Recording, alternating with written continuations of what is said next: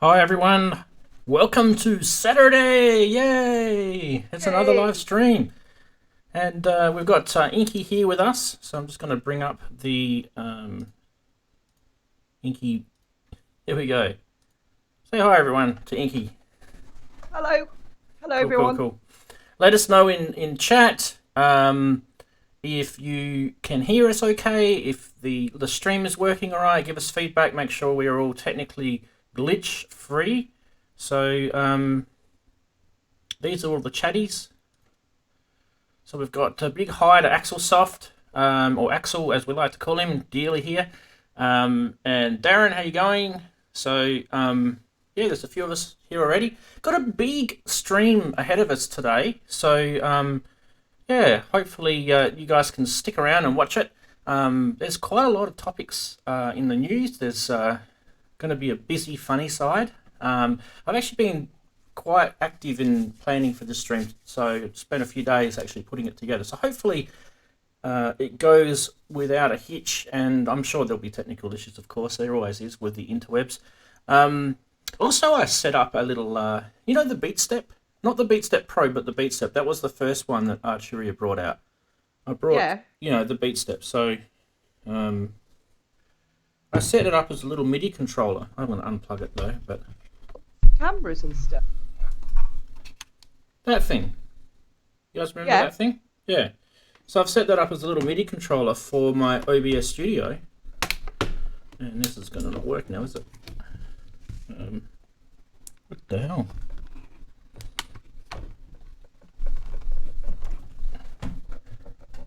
There we go. Oh, I've just made that stream look really stupid because I've moved my beat step. But what I can do now with my beat step, hopefully I didn't unplug it, is I can press a button on the pad like, hang on a sec, like this, and I can go straight to something without having to click on my mouse. How cool is that? That's cool. You That's guys, proper it looks like, professional, look, isn't no it? hands. Actually, not one hand. And I can go to this chat view, and then I can go to that view there. Cool. That's So really all good. I'm doing is just pressing a pad, and I'm going to reveal all the secrets today. So if you guys are interested in how I've done that, I'm going to reveal it all. So I'm sharing the love, sharing the knowledge, and that's what we do here. So yeah, let's get stuck into it. I'm going to go into the news straight away.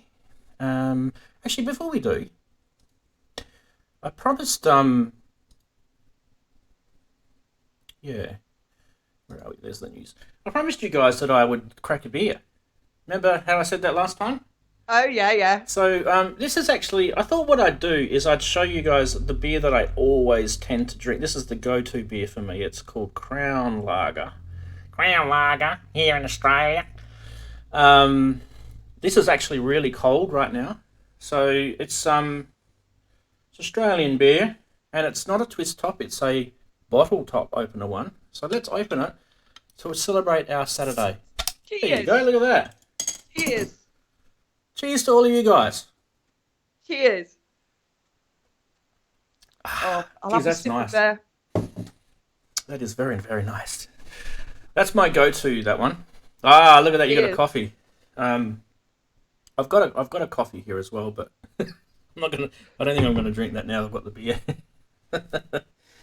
Anyway, No, always choose a beer. yeah. This might be a bit of a bad omen. I don't know yet. We'll see. I'm just having one.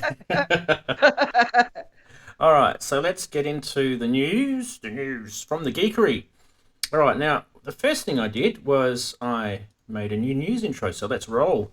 Let's roll the stinger.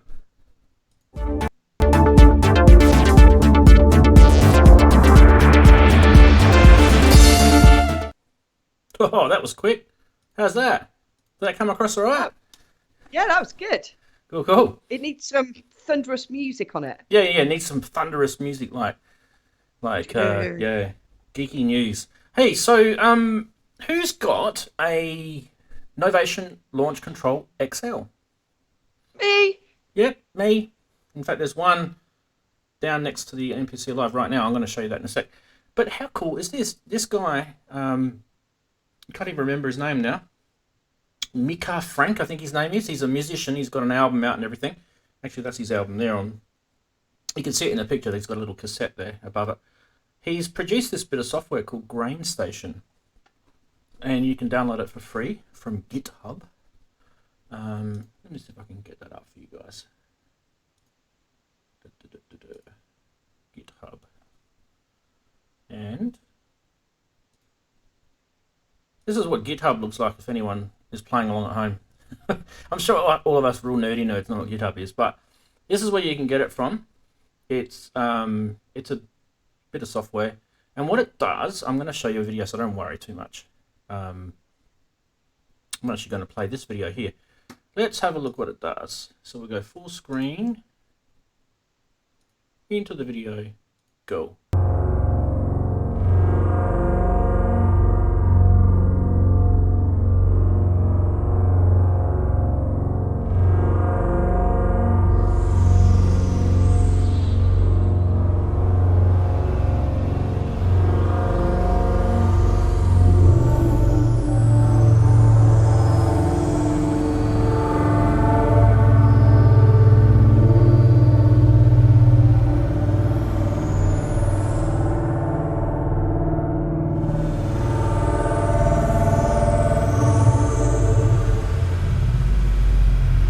Well, I think that's enough of that, because we'll just be here, like, we'll probably have to get the weed out or something. So, I don't know, but yeah, it's some pretty crazy stuff. I mean, you know, that's granular, and basically the whole thing is this guy, he built this software to make his album, which kind of makes sense because maybe he didn't find something that was out there that did what he wanted, so he made it himself, and he used the launch control, and he's just made it for free for everyone. So I always think people who do things like that need to be, you know, given a massive big pat on the back. I think that's really, really cool.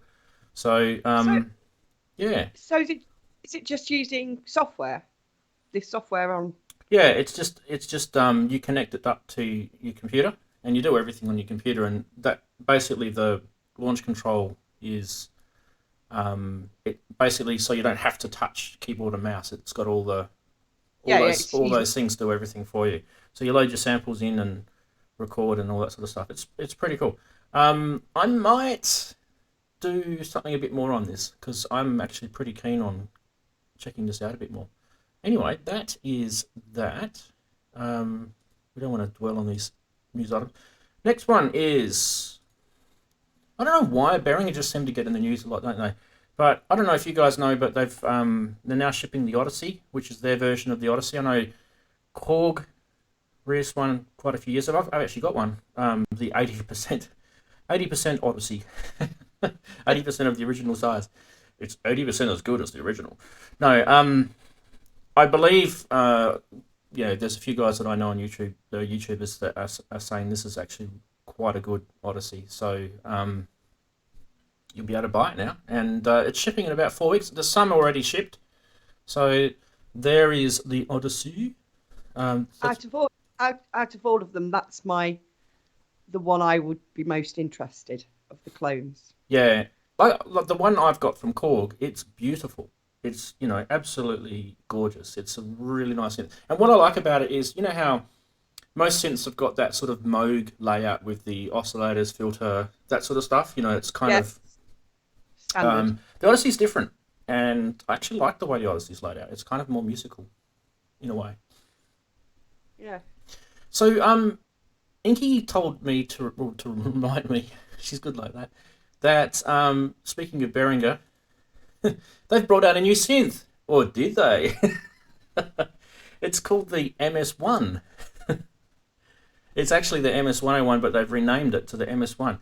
I don't know, you guys might want to talk about that in the chat room. Is this a legal thing? So yours there, the MS101, yep, is going to go up in value. Probably. I think just save onto it for 20 sold years. 1,000 of them. Yeah. I don't know if this is, you know, what the hell they're doing, but yeah. It's probably legal. It's legal, isn't it? It's probably making people happy in the worlds. Roland do get their noses out of joint. Anyway, so the next one is this one.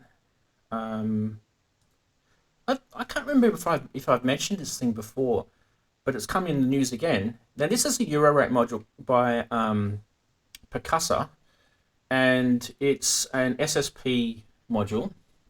Now for those guys who want to know exactly what it does, it's kind of like a wavetable synth sort of thing. And I don't really want to go into that side of it because the news is what they've updated on this. Basically what they're doing now is they're letting you use this thing as a full-featured DC coupled USB audio interface. So you can see the two USB ports up the top. One of them is obviously connect to your computer. The other one is to put something into it, like samples and things like that. So you can use this as a wavetable or a granular or a sampler.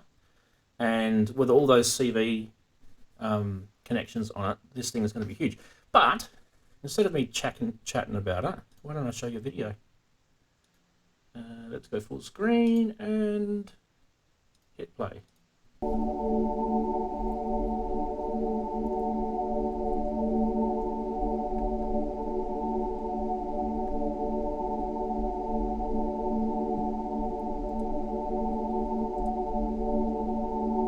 Going to show us?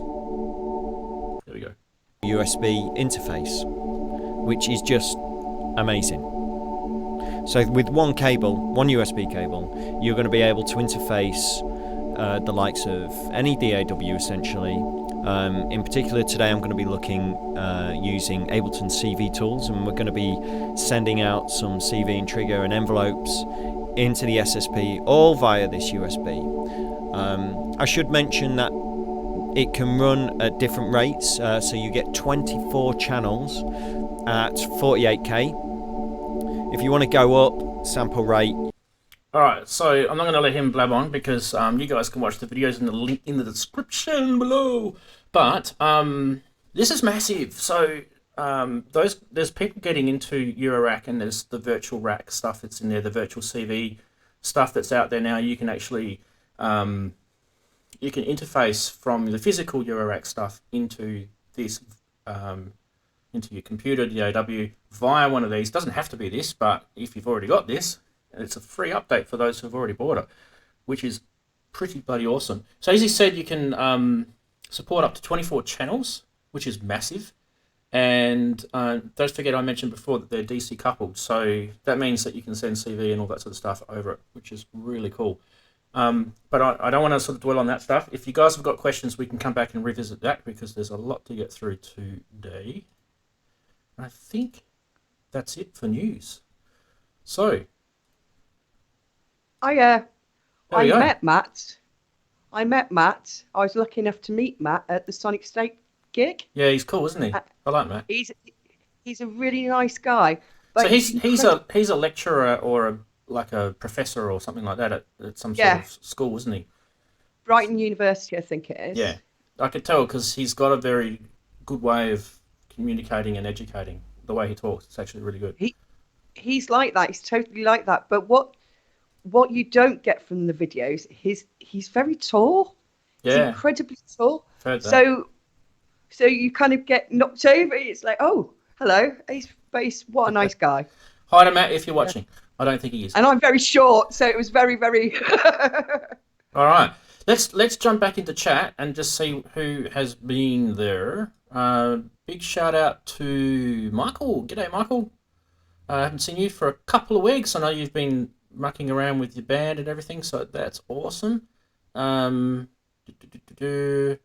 yeah, how many we got? Got a few. Yeah, so that's good. All the usuals are here. Okay, who's ready for the funny stuff? Yeah. You got the beers, so you know, funny stuff and beers. All right, let's go. Get that ready. Get this ready. Funny side, stinger, roll.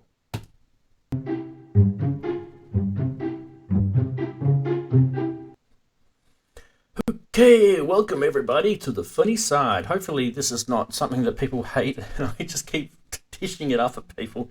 But you never know. It's yeah, I find this stuff funny, so if I do, you guys have to put up with it. Anyway, the first one is you guys obviously need an eye test. because if you're seeing blue, you obviously need a new synth. Yeah, we like that one. Any excuse to buy stuff. I reckon that's a great one.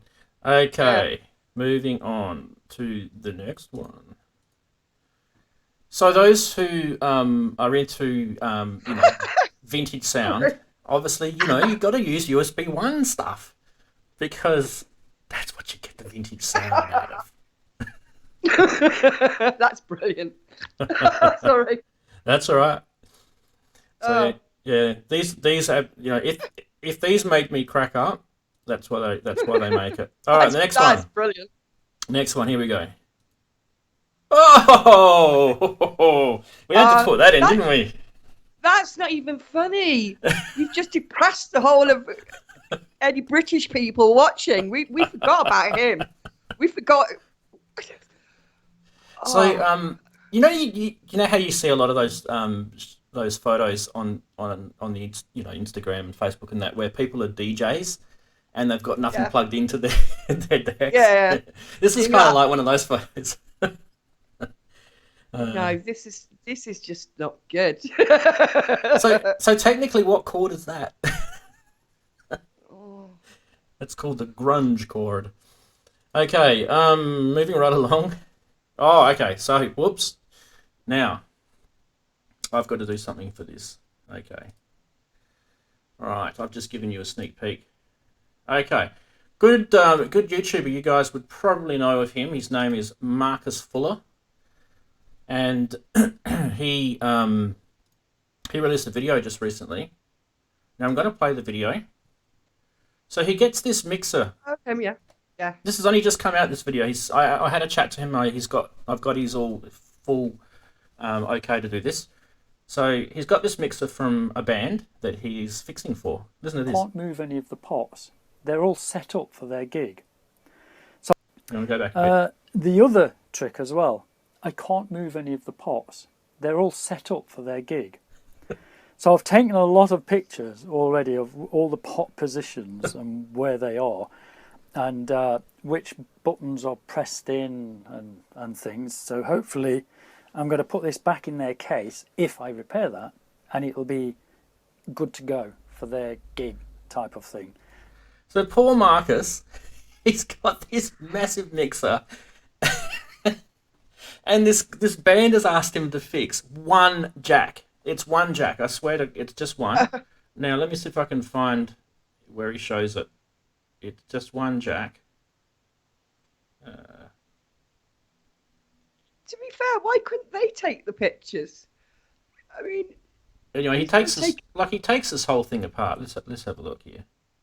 Oh, he's brilliant. He takes this thing apart. He goes right into it, right? No, this is the jack. I think it's here. Where are we? So this is the jack. There's actually one of those 4 jacks between his hands there. It's got something stuck in it, and he has to take. Well, he ends up replacing it. So a separate sort of board. And he finds out that you got to fix this thing and everything, right? So this got me thinking. Oh dear. Speaking of our funny sides for the week, right? This got me thinking. Where are we? I've got to go back to here. Maybe they should have done this.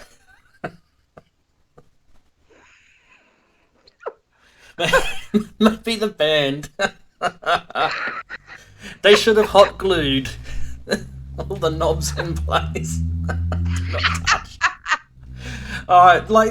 Okay, so what happens with me is I watch YouTube videos and then I jump onto Facebook and this bloody picture comes up straight after I've just watched Markus Fuller's video, and how uncanny is that? They're completely unrelated. Life can be good, can't it? When that happens, it's beautiful. It's a beautiful thing. Yeah.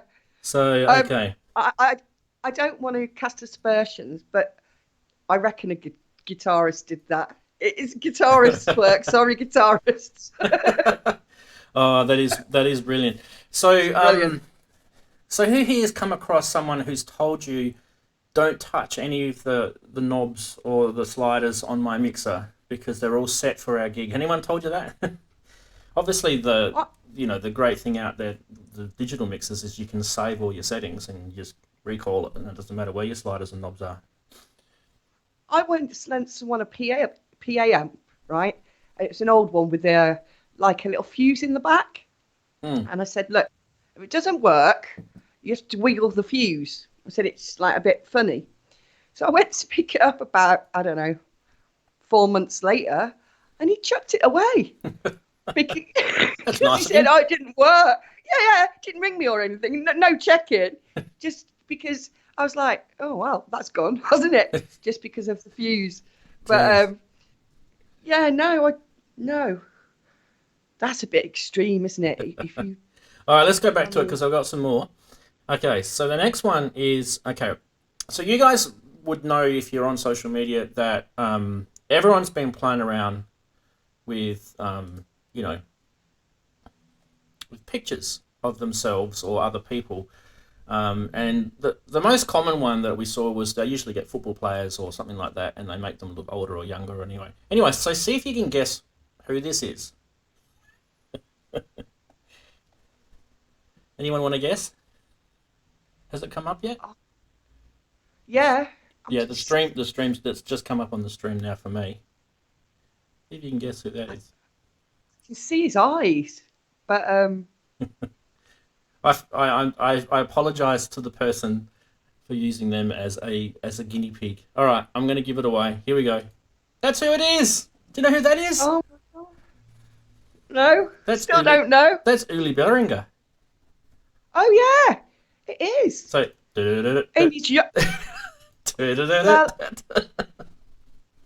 Well, to be fair, he's kind of middle of those two, isn't it? Because he looks like he's about 18 there. He looks like my next door neighbour when I was a kid, when he's old. Anyway, that's the first one. I had some fun with this. Don't worry. Who do you think this is? That's a young fella. Who's this young fella? Oh, anyone want to guess? It's only just appeared on the stream now. I think it's I forgot his name. Synthesizers. Yeah, there's a hint in the background who it is. Yeah. It's Dave Smith. There he is. Yeah. That's real Dave Smith, but I've just sent him back about 20 years. That's what Dave Smith apparently looked like 20 years ago. Isn't that incredible? I reckon Dave would like that. Hey, Dave. You should send him. Yeah. All right. Well, because I'm such a good sport, I thought, if I'm willing to dish it out, I'm also willing to take it. There I am.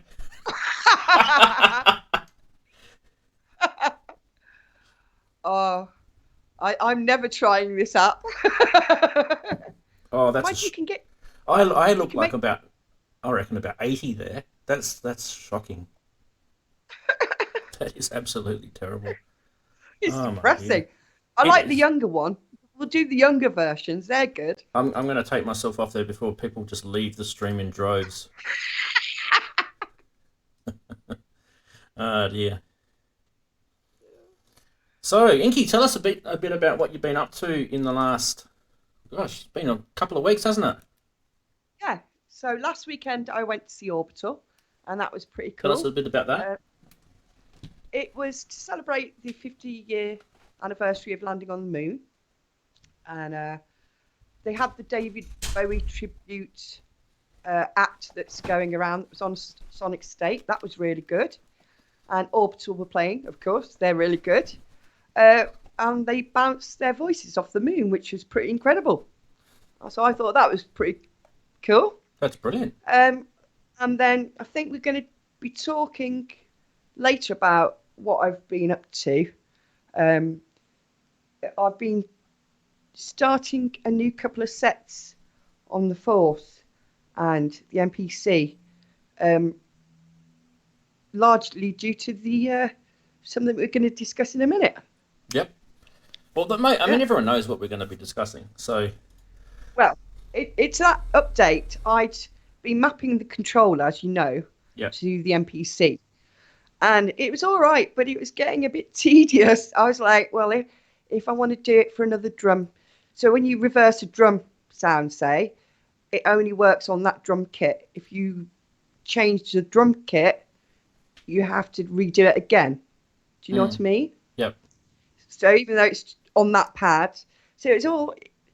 So with this new update, it's made it all easy. It's made it wonderful. all awesome.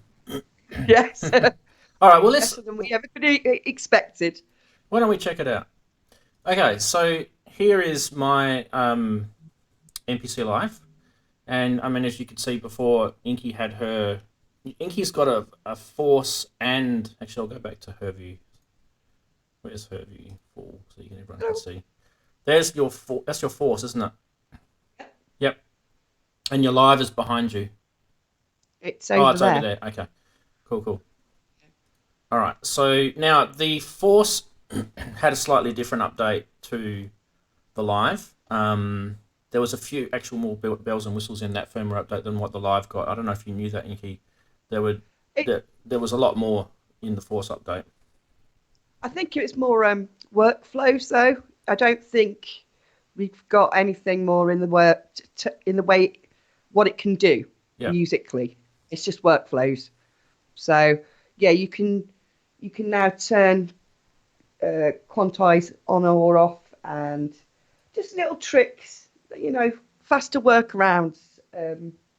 But that's it. No, we didn't get anything major that you didn't get, because there is kind of a major update that they both got, which is pretty incredible, I think. Well, I don't know if it's the same one you're thinking of, but okay. Well, I think there's two incredible parts to it. I think the Ableton Live export is really big, and if you don't use Ableton, then it's not big for you. But but it is big. Akai in the realms and Ableton have always had a very close relationship, considering they made the first push, and and a lot of their controllers are Ableton-based controllers. However, that has made, it's big for all the Ableton users, because they can now look at these products and think whether it's for them as well. So what I'll do is I'll tell everyone a tiny little story. When I was doing my album Link, which is the one I did at the start of the year, a couple of the tracks that I made on this. And when I was finished whatever I needed to finish on this, I needed to go to the next stage, which was kind of more mixing and mastering, and a little bit of producing and polish, that sort of stuff. But pretty much just mixing and mastering. And I had to get this off the MPC Live, and it wasn't actually that easy. So I ended up recording it into Ableton, and I recorded it in tracks, and it was all just kind of pretty stupid, really, when you think about it, because this thing does all that. So I had the option to bounce tracks in the MPC software. I had the options. There was so many different ways I could have done it. Yeah. But I ended up doing it that way because I felt more comfortable with the workflow. But now this update is out, I literally would just go in and go Ableton Live export, bang, and it now becomes an Ableton project. I didn't have to do half of that stuff it would have taken me an hour or so to do that, which is not a massive amount of time, but just a pain. And this would a few seconds, and just makes you go from A to B real quick. So for me, that's a big one. But obviously we don't really need to show that on the stream. That's just you can do that in your project. So I think it's in the menu, and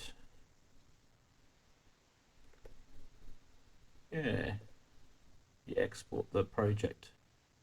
Sorry, where is it? Oh, isn't it on the pencil icon? Yeah, I thought it was on here, isn't it?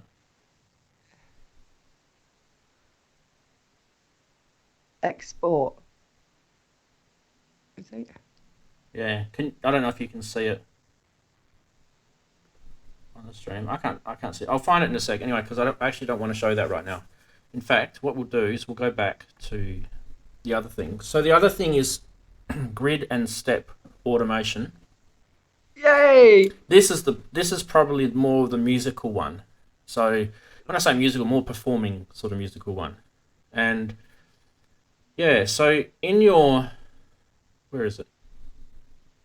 In your step sequencer, you can automate both in grid and step mode. You can automate pretty much, I don't think I'll say anything, but a lot of things in here. And it kind of brings this product very close to being an Octatrack now. Because that was kind of the big thing with Octatrack, how you had the parameter locks. It doesn't quite do parameter locks the way Octatrack does, but what it does do is it enables you to change values of certain parameters inside your MPC based on a step. And in a way, that kind of is parameter locking. It is really, yeah. It's just, you might have to do it slightly differently the way, but it does make the products comparable, which I think is going to appeal to a lot of people who are thinking, should I get an Octatrack or should I get an MPC Live or should I get a Force? And the answer is going to be pretty much the only thing the Octatrack will... No, I'm not going to say this because I'm going to get killed for this, but one of the major things the Octatrack still has going for itself is that live resampling. The live, you can kind of resample on the fly. And this doesn't really do that yet. So, not the way the Octatrack does it. So, still there's that side. I think because it takes quite a lot of, processing grunt to do things like that. But other than that, it's pretty much, it's got a lot of stuff going for it. And if you've got an MPC X, it's got the CV outputs on it. You can sequence CV, you can sequence MIDI, you can sequence audio, samples, everything. So that's massive. Also, and on the Force as well, you've got your CV. Yeah, on the Force. Yeah, true. Yeah, forgot about that. Also, who's noticed the new little icons on it? I don't know if I like it or I don't know why they did that. I wasn't really bothered, and then the girl came out as I turned it on and saw them and went, I really like it. It looks pretty. I actually like it now. Yeah. Because I think you'll be faster because you'll be looking for the colour rather than reading it. Do you know what I mean? The picture, yeah. The colour as opposed to the picture. Yeah. Step sequencer, I've got to say. Pro tip when you're drinking beer on YouTube live stream, it does make you burp. Keep going. I might put Inky up on screen so I don't look. There you go. So you can carry on drinking. So I think the step sequencing is pretty massive. So you can reverse samples. So each pad can have 4 samples on, and you can reverse each of those samples individually. I mean, that's incredible. Yep. What else? And the effects. Oh, yes, the vintage. All the effects. The vintage effects. Let's show them that. Okay. With all of them. And another thing I didn't know till I saw it is how to, if you want to use your XY as an effect. Yep. You can choose, tape stop on your XY.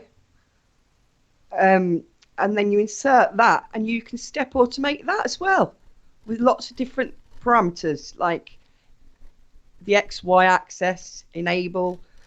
It's pretty incredible what you can do. What should I choose as an effect? Shall we look at? Do you want to do the XY thing? Yeah, I can do the XY thing. So you go into your XY normally, as you would normally. Yeah. Right. There it is. And you insert. Hang on, let me get on a clip. I'll get on a clip track. On this. Hang on a sec. If I start a clip, it's going to play the whole thing, isn't it? Just one sec. I'm going to mute everything other than the MPC. So, actually, everything's muted. There we go. I'll mute everything. Okay, so if I hit a clip. Okay. Right. You go to your XY and insert something like, I don't know, whatever you want to. What do you want me to insert? I quite like tape stop or beat repeat, but it's up to you.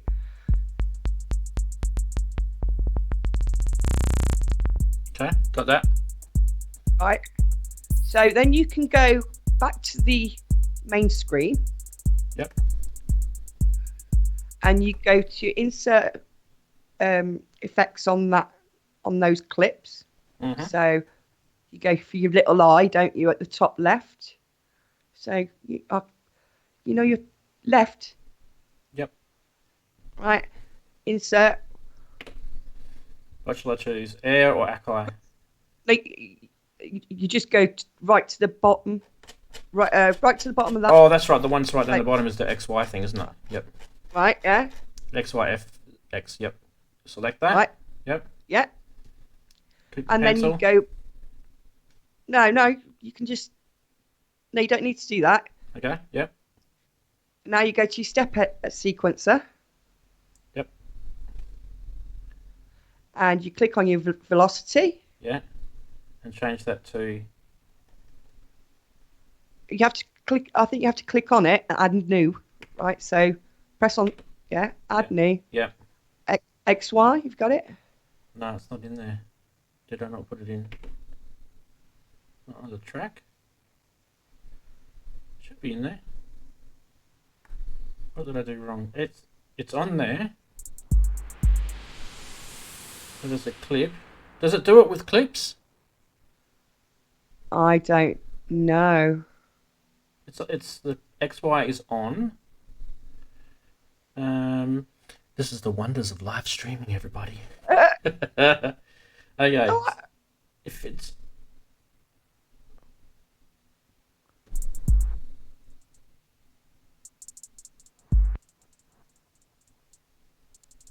hard to tell. That's actually not a very, very good example, actually. I should probably load a different project. Because I've only got one sample in this whole project. And that's that. That's the sweep sound. Let me load a different project. Okay, so faces. I've got something loaded on mine, but I don't know if it'll be too loud if I play it. You can give it a go. I'm just loading circuitry because I know that's got lots of samples in it. So I think I've added a couple of reverse samples and tape stop. Right, there's a lot of samples and drums here. Right. Let's do it in this.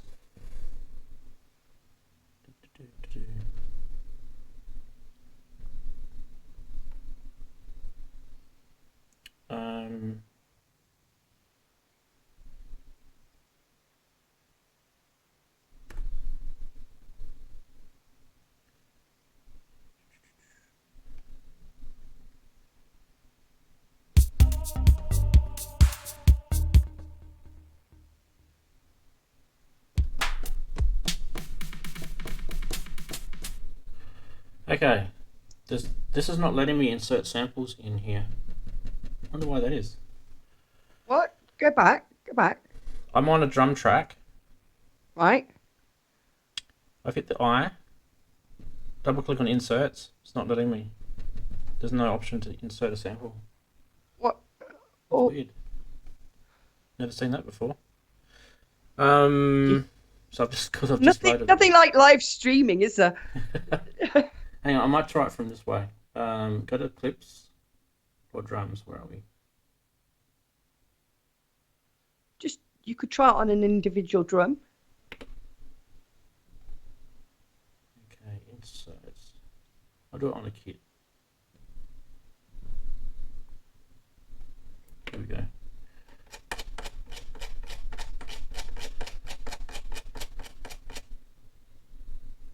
Okay. Yep. I thought I was altering the tuning of a hi-hat and accidentally tuned the whole drum track, and that was pretty cool with my finger. It produced some good effects. You need what effect have you got? I've put the XY on here. Why is that not showing? There's nothing on the audio track on here though.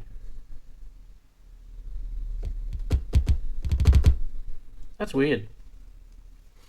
Does it only work with the audio tracks, audio clips? No, I've been using it on my drums. That's all I've used it on, drums and synths. Have you created a new project, or have you used an existing project to do it? Both.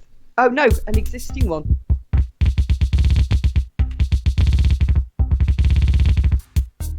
That's definitely working in there. Oh, hold on. Beat repeat is on. Where's my step sequencer?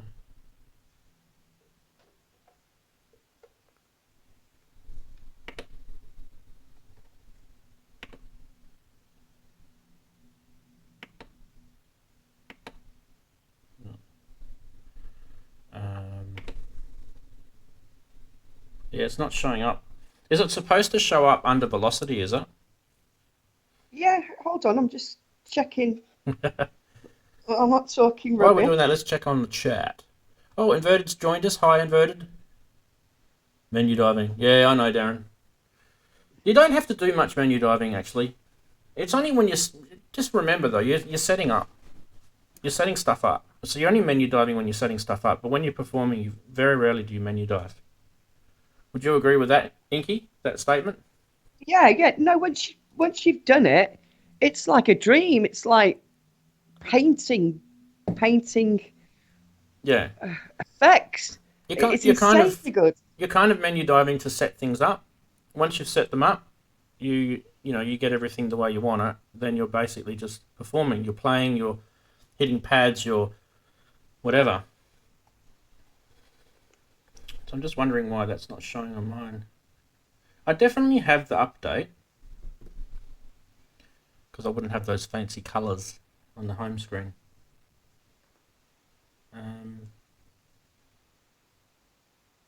Maybe if I try a clip track. There we go. There's XY there.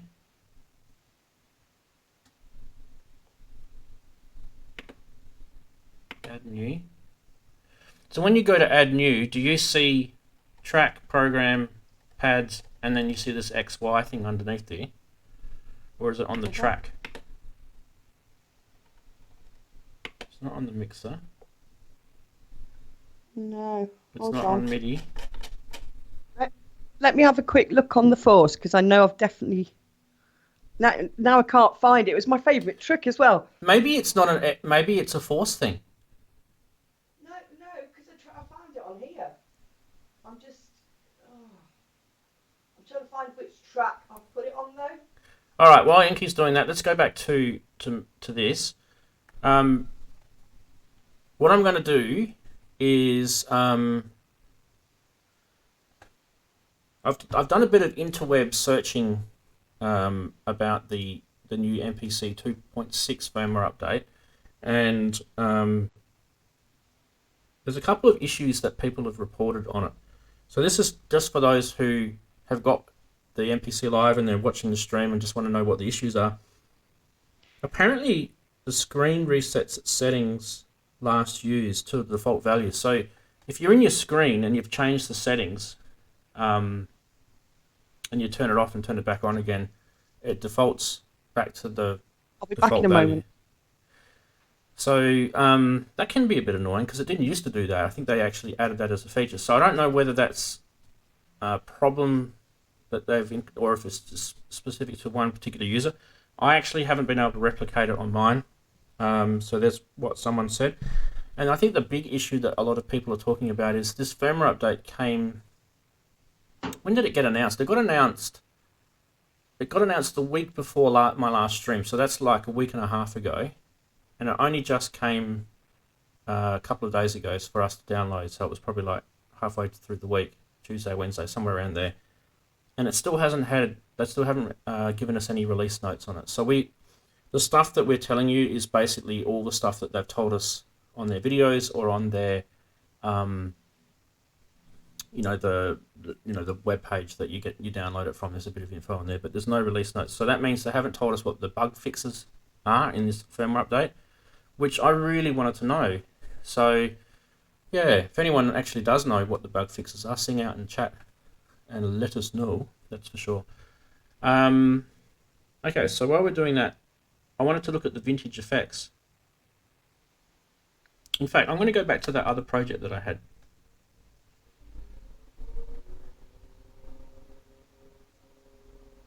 Okay. All right. Now, hopefully you guys can hear that. Okay, cool. So this project here is a song that I've been working on. Now, this is not me showing how crap I am as a musician, but it's for those who don't actually have an MPC Live, you can actually see kind of a little bit of a snippet of how I work. Over here on my right-hand side, or your left-hand side, I think you see it, is a whole bunch of synths plugged in via MIDI to the back of this. There's a MIDI port in the back of this. And let me see if I can show you. Go to this view.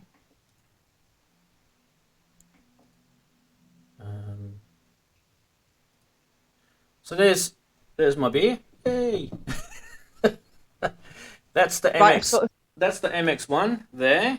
That's the MS101 there. That's the Novation Peak there. And above there's like a shelf here, which if I go back to the other view, you'll see it better. I'm just trying to make it easier for you guys to see. I've sorted it. Cool. I'll go back to you in a sec. There's a strike FET, and then there's a Korg mini log. Okay, one sec, Inky. I'm just going to show them something. All right, so let's go back to. This is a bit of impromptu stuff. So if I minimize that, so at the moment you can see on my MX1, I've muted everything except for channel 5.6, which is just the MPC. Now, if I start unmuting that, you'll start to hear all the live synths.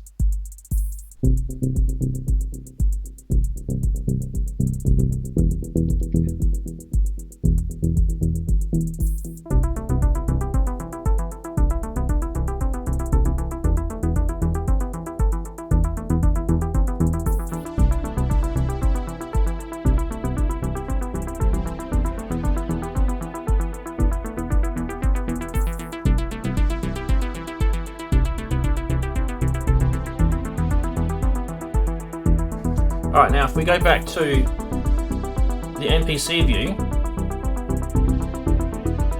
I can go into this menu here and go to track mute, and these are all MIDI tracks. So I can mute the peak, I can mute the MS101,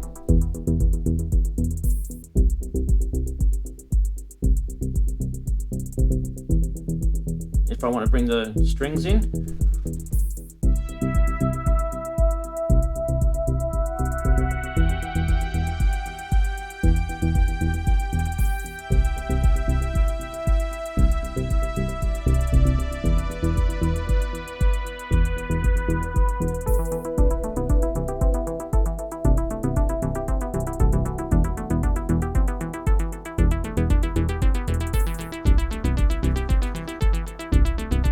So you can build your song up, and I'm just staying in one sequence here.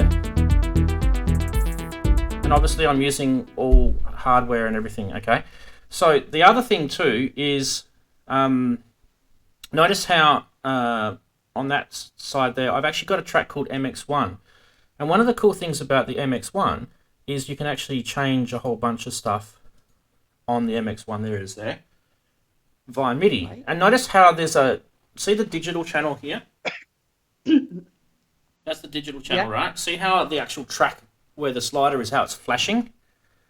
So you can actually, you can send a whole bunch of MIDI stuff to the MX1 and it will change what's happening in the MX1 without you having to even touch it. So what I'll do is I'll go back to playing it again.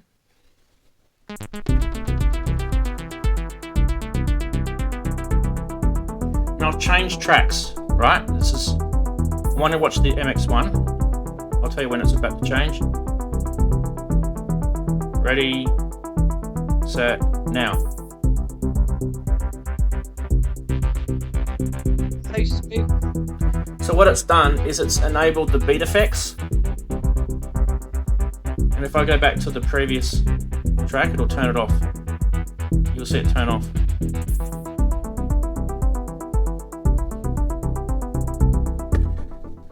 Now, all of that, I think, is only possible because I've got the MPC live. I mean, obviously I could do that in a DAW as well, but if you don't want to have a laptop sitting in front of you when you're doing a live gig, that's huge. That's like, I mean, you could do this from day one. You can do it with an Octatrack as well, but I don't know how much. But yeah, I mean, to me, that's a massive thing. And you can do things like changing. Okay, so that particular, when I went from sequence 1 to sequence 2, let's go into it. I'll show you. If I show you the peak, so on sequence 1, you'll see that it's playing program number 15 there. And if I go to the second sequence, you'll see it's program number 86. So it does program changes as well. So you can change patches, everything, and that's all done via MIDI. And I'm going to sneeze. They are like, yeah, the best. They're incredible. Hardware. Yeah, for a musician, it's just what I've always wanted. And they've just got better and better. Where's the list edit? There it is. So that's on the MX1 track. When I was telling you that it's changing stuff, that's the 2 MIDI CC messages. You just go into the manual of that particular device, find out what the CC messages are, what value you need to set it at, and you can literally you can add those lines in manually if you want to program it like line by line, or you can just record it as you're tweaking knobs and things. You can do it both ways. It doesn't matter. So that's how easy it was. It was so easy to do. I was lucky enough to talk to Chris Calcutt, and he was asking me what I thought about their Novation keyboard. You know, the new Novation big keyboard that came Yes, out. oh, I love that keyboard. It's great. Yeah. I love it. But I kind of had to say, well, but I own an MPC. So, yeah, I can't. If I had all the money in the world, yes, I'd get it. But the MPC does everything you want it to do. Well, it does now for me. Do you want me to explain how I got into the XY? Yeah, because we were kind of on another tangent there for a sec. All right, go. Right, so you're not going to see it, but I've inserted XY. Yeah. Right on the track. This is a drum track. It's a drum track. Yep. Right, and then I've gone into the step sequence. Do you want to try it with me? Yeah, I'm doing it with you. Right, so I've hit the I, I've gone into inserts, I've added... But you have to go into your XY first. You have to go into the XY and set a value. Okay. So I think that's where you were going wrong. So alter it to something that it wasn't on before. So set up, what do I change? Change to beat repeat or something? Beat repeat, yeah, anything. Change it to beat repeat something else, yeah? Yeah. Yeah. Done. Right. Then you insert it on your drum track. Okay. Yep. Select. Yep. Right. Then you go into your step sequencer. Yep. Hit velocity. Add new. Program. There it is. There it is. And then you've got enable, which I use enable really because you could probably do And so you can just draw this stuff in. All right. Yeah, so yeah. if I show you my view, you can see Inky done well. There you go. There you go. So if we hit, I've just muted that channel, haven't I? If I hit play on here. Let's just do, I'm just going to mute all those channels.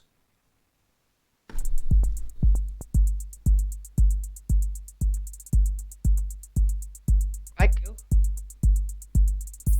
Oh, it's a longer, yeah. This is only showing 1 bar. Yeah. There, it's doing it now. Yeah. So I've got to go across. Stop.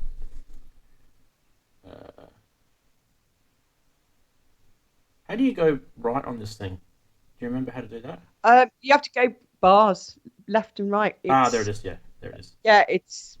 I always go to the one on the far right, and it's.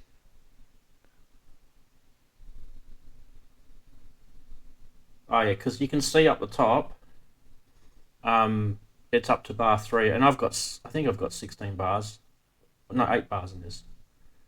So this is you can see how easy it is. I mean, you can see we're automating with our finger, and it can be anything. You can hear it doing it now. I need to go into XY and change that because that's a shitty one. Okay, let's try it now.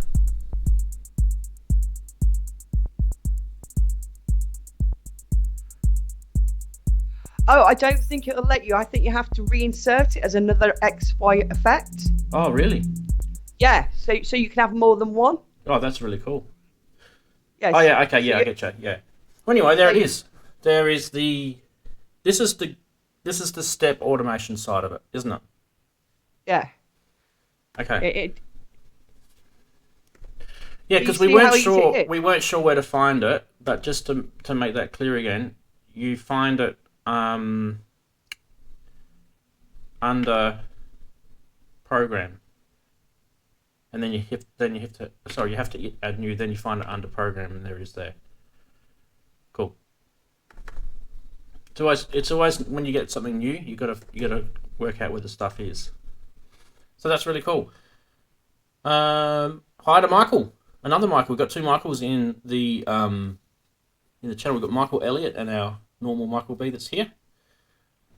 There's probably only one Aussie here, Michael, and that's me. All the Aussies are asleep. But you can have an Aussie beer with me if you want. I've nearly finished it.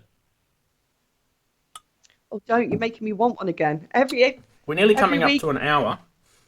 So for those who have joined us a bit later, you'll be able to rewatch the stream when it goes back up. We've done our news, we've done our funny side, which are normal Geekery segments, and now we're just going through the MPC Live firmware 2.6 update. The new TUI layout for the Vintage FX. Do you know where that is? I couldn't find that. I haven't looked at that yet. Yeah, I was on the. I mean, we probably should just watch videos and stuff. Michael's saying he's from Detroit, but he's been to Perth. Cool. I'm assuming he's talking about where I come from, my city. So, because there's a Perth in Scotland as well, and I think there's a Perth in Canada. There's lots of Perths, but the biggest Perth in the world is the one I live in. Akai Pro. We got about 2.5-3 million people here, so it's pretty big.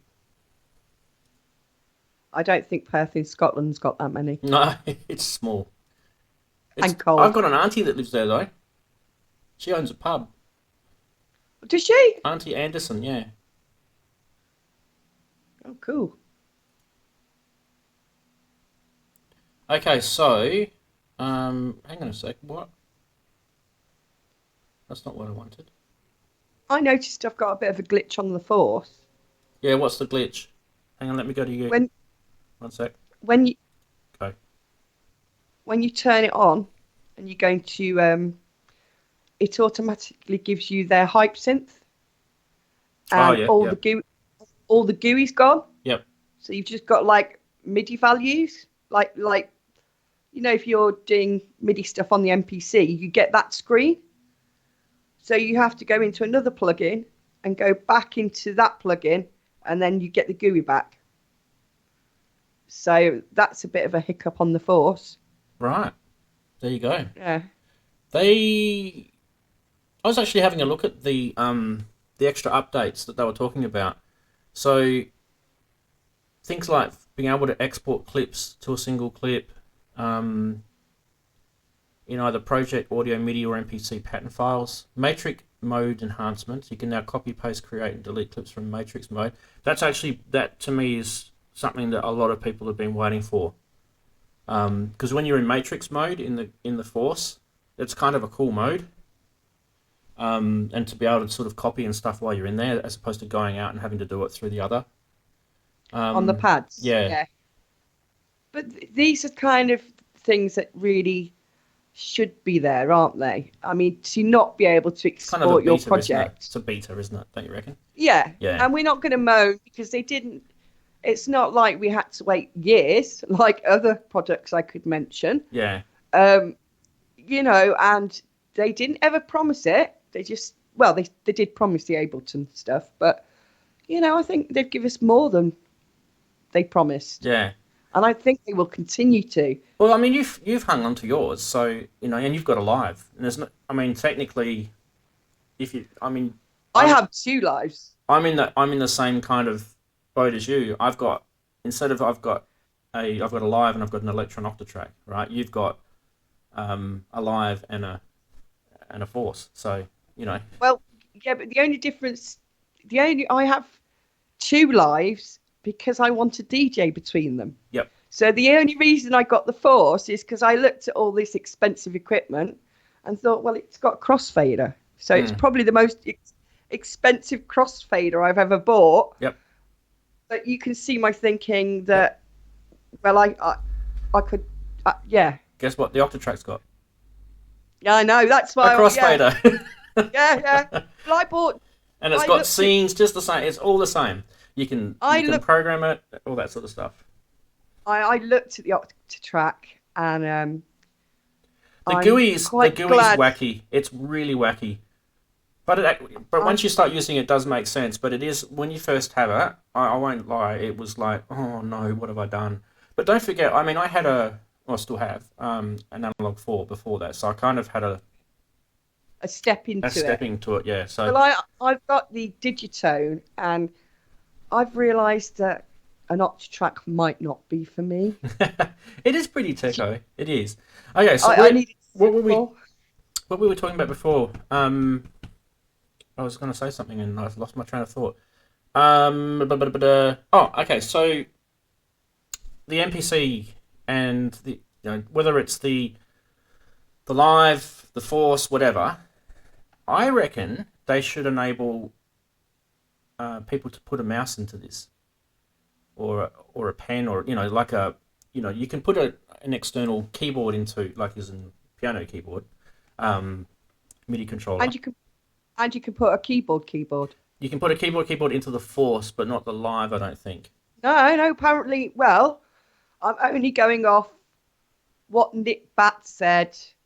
He asked Andy Mack originally when it came out. That originally when it came out, they thought it was only going to be keyboards to write title stuff. Really? And then it became keys. Yeah. In the day it was there. Well, I mean, yeah. Someone will correct us, but how would you use the keyboard? Well, just to title things. I think it was. So you tap into the box and then type. Okay, I see what you're saying. Yeah, I guess maybe it probably does. I haven't tried it. I don't know why you would, but it'd be silly. Apparently, you could use a keyboard. So for those who are wondering what we're talking about, if you go into say I want to change interlude here, right, and I want to change the name of it, I just click, see how it's got the keyboard icon here. So what Inky's saying is, excuse me, there's my beer again. If you have a USB keyboard plugged into the back, technically you wouldn't need to use this touchscreen keyboard. You could just type. But why would you bother? Well, it's just something else hanging off of it, isn't it, that you don't need? Yeah. But which is why I think a mouse would be cool for this. I tell you what I want. I want the ability to somehow change the synth parameters with my finger. Yeah. Like, do you know, like, I don't know, on the Chaos pads and stuff like that. Mm. And on the MPC. Why can't they map a page where you just are changing filtering cutoff or whatever you want on that XY pad on the synths? Oh, okay. Do you know what I'm saying? Yeah. Like live automation. But you can do this with external controllers. So whilst I know what you're saying. Whilst you can't do it in the GUI, like what you're saying is there's an XY pad. Yeah. you should be able to go set up here, and instead of just having presets, right? See how it's just all presets? There should be another option there where you can go in and select a parameter. Have you seen it? I mean, it might be there. I haven't found it. I don't think it is. Yeah. But what I was going to say though is you can actually set up. So, for example, if you've got what's that Akai controller that's got the chaos pad on it? Oh. Is it the nano control? One of them's got the little XY pad on the side. Korg? Is that Korg? Yeah, it might be Korg, not Akai. Yeah, you might be right. It's Korg. And it's got the XY pad on the left. So yeah, I don't know if anyone's tried this, but that's actually got an XY pad on. I don't know whether it's specific to Ableton or whatever. But yeah, that's pretty cool. Well, this sends MIDI, doesn't it? Let me just put you full screen for a sec. I'm just going to go get a mouse so you can talk about this. I think this sends some sort of MIDI CC, so you could do it with that, and you could map this so that it would control. So you could control cut off and filter with your finger. But it'd be better if Akai did it, so I don't have to bother really. But yeah, it could be good to do that. Tactile. I don't know if I reckon that would work because that sends MIDI. I reckon I've got a chaos pad as well and a chaos layer in that. Okay, so let's go back to both of us. Okay, so here's a mouse that I bought off Amazon. Now, notice how this mouse is called Genius. I was such a genius when I bought this. Oh no. Thinking that it was something else. And then I rang them up. Well, I rang them up and I said, "Can I return it?" And they said, "Yeah, you can return it." I ended up it was like $7 or something. I just kept it. What did you think? I got the wrong thing. I'm such a genius. This is brand new unboxing of a mouse. This has to be the most riveting live stream in the world. Unboxing a mouse. Look, I've even got the little twist tie on it. There you go. All right, guys, we are going to plug a mouse into blowing up my MPC live. Let's do it. Oh, live. Live stream. Okay, I'm going to unplug the top thing here. What happens if you're on the XY effects with the mouse? Will it work? I don't know. This be funny, won't it? It's not even going in. It works. Go in.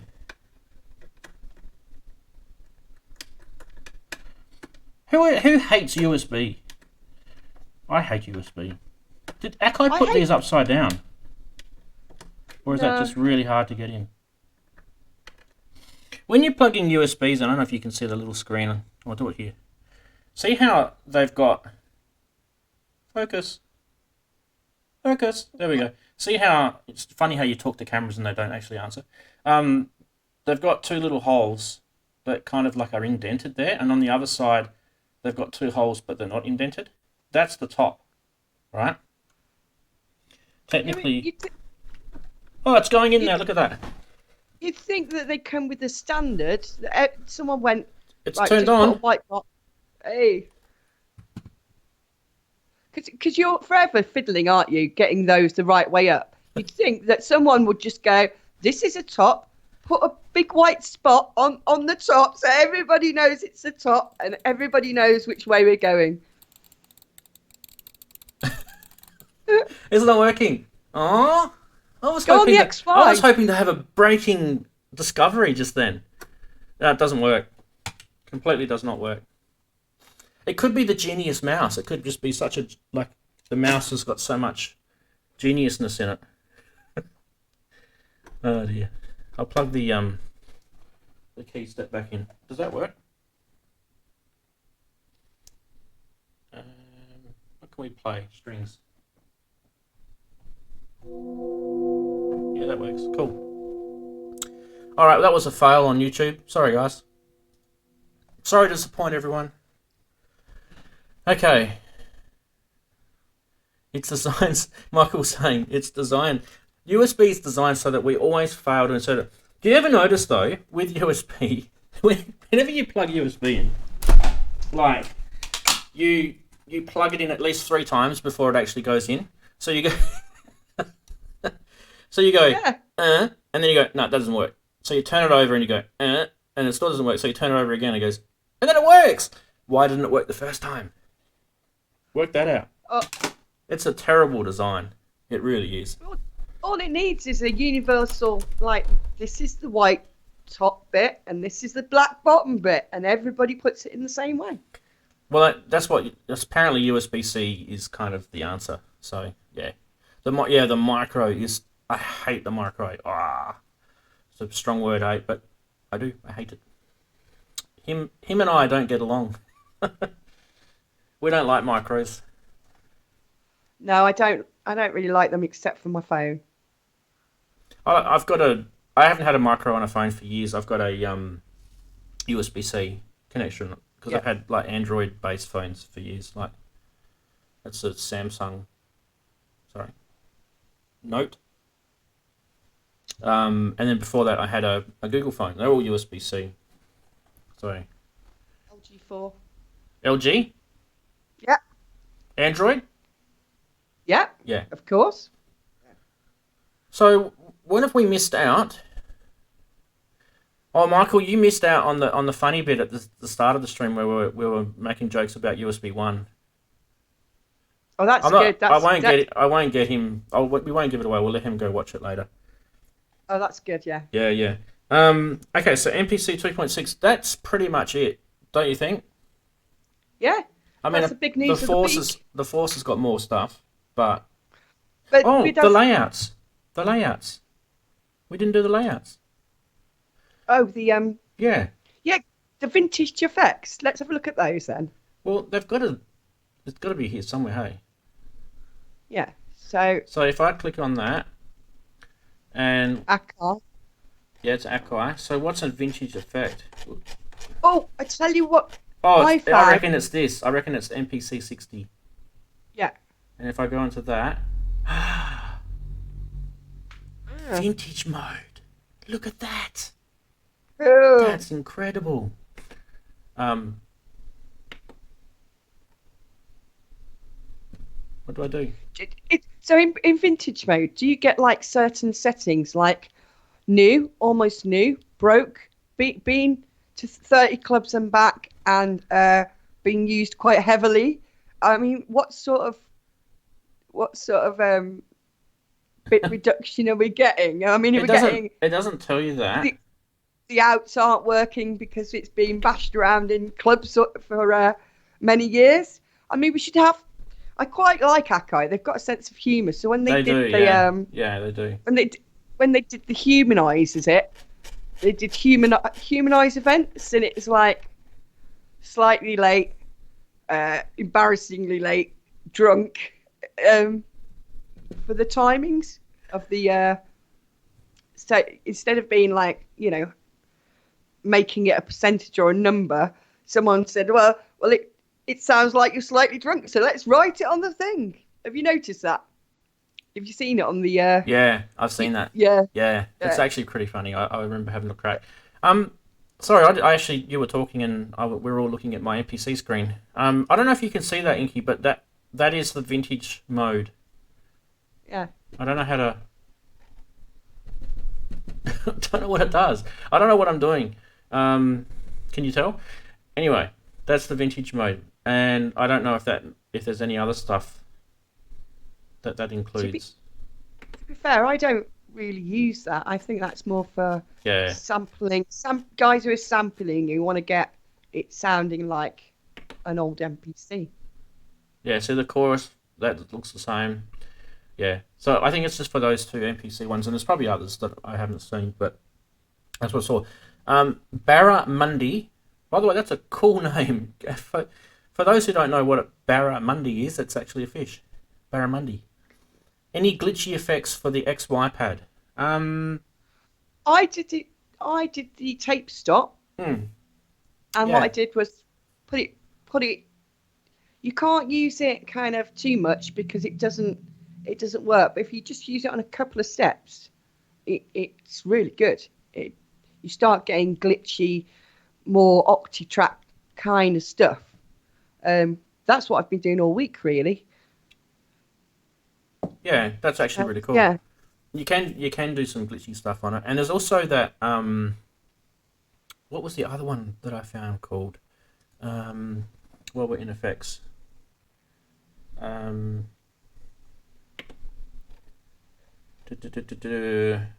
was in here somewhere. Is it in the Air Effects or is it in the Akai ones? Oh, there's an SP1200. Yeah. And there's a ring as well. I actually didn't. So the transient shaper was the one I was talking about. That's really glitchy. If you want to get into glitchy stuff, go look at the transient shaper. Is it good? Yeah, is really it good? Yeah, it's good fun. Oh wow! Look at the SP1200. Yay! There's actually like, you know what? I wonder if some of these effects you have to pay for. I don't think so. Okay. I just said I'm not getting anything on this, so. I think I'm not sure it has settings yet. I'm sure it's just putting it through. So it's just you just turn it on. A filter. Yeah. Okay. Yeah. And now everything sounds like it's coming from an SP1200. Okay. Cool. Probably because there was nothing else. So where's this transient shaper? This is it here. So select. So that. you can step automate this as well. This will be cool, wouldn't it? I thought it was that. Maybe it wasn't.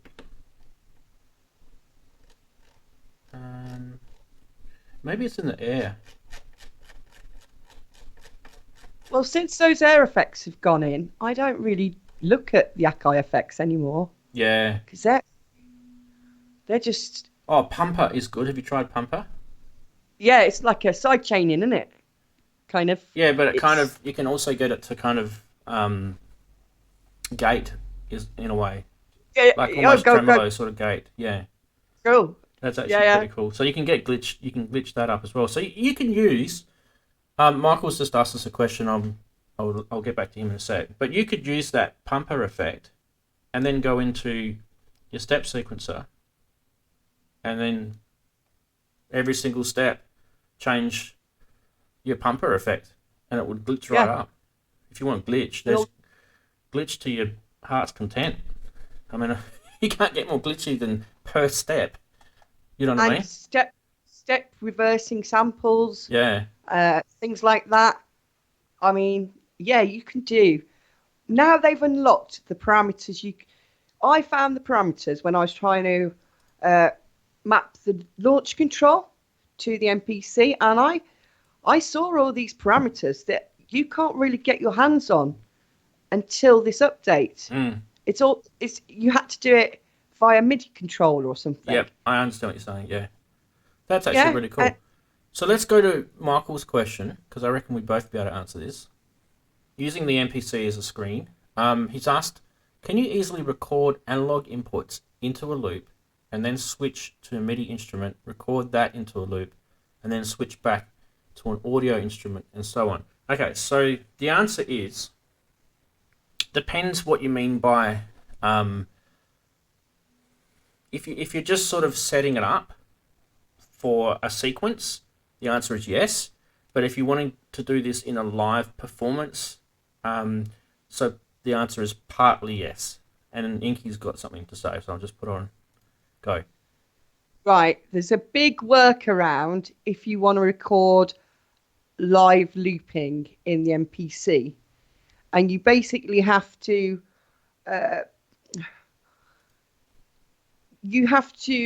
how many loops you want. There's the looper there on the screen. Yep. Yeah. Oh, I've got to remember how to do this now. So basically, you need to, before you activate the looper, you set up the tracks that you want it to loop on, or the pads you want it to loop on. So you go into, so you get a blank set of pads. you trigger them all in time. Yep. For bars, so that when you have recorded your loop, you export it straight to a pad that's already been triggered. Right. So how can I put it? I understand. So when you make a loop, it wants to send it to a pad, but then you're stopping your live workflow. So what you would do is you would put a step on that pad to trigger it at the start of every how long your 4 bars or whatever it is. Mm-hmm. And so when you've recorded it and sent it to that pad, it's automatically getting triggered in your. Do you understand what I'm saying? Yeah. So because if you don't, when you don't do that. What Michael's saying is when you're doing live stuff, okay. And what Inky's saying, if you set things up with predetermined pads and stuff like that, you can get some really more advanced benefits out of it. But just on a very, very simplistic form, this can be used like a guitar looper. Same thing. And you can set up how many bars it is there. You've got an option to record or overdub, and literally there's some functions down the bottom. So probably in terms of what this can do as a looper it's pretty basic. But when Inky was saying before, when you can sort of work out, okay, I want to do a whole bunch of funky stuff with my looper, and you want to pre-assign it to pads, if you go and set up, like Inky said, a whole blank set of pads and then pre-assign them, you can go loop, record, dump it to a pad, loop, record, dump that to a pad, and you can have those pads. Because the new features with the MPC Live from, I think it was the previous one or the previous firmware update before that, is that you can run clips and samples and audio tracks, which are all pretty much just samples in a different way, and you can run them all simultaneous. And also at the same time, you can run your looper at the same time and overdub at the same time. I mean, this thing you could put this into a recursive nightmare if you wanted to. You could record itself over itself, over itself, over itself. And then have a pad do that again. I mean, when you get to the point where you know the limitations of this machine, there's people that still don't even know how deep this thing goes.